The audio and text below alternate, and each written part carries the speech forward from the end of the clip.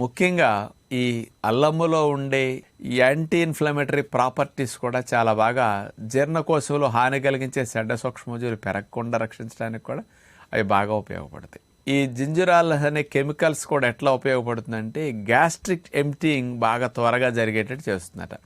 ఆహార పదార్థాలు త్వరగా జీర్ణమై త్వరగా పొట్ట నుంచి ఖాళీ అవటానికి, గ్యాస్ట్రిక్ ఎంప్టీయింగ్ చేయటానికి ఈ అల్లములో ఉండే కెమికల్ కాంపౌండ్స్ స్పెషల్గా ఉపయోగపడతాయి. తద్వారా ఏమవుతుందంటే పొట్టల ఆహార పదార్థాలు పొలవకుండా కిందకు త్వరగా జరిగి వెళ్తాయి అన్నమాట.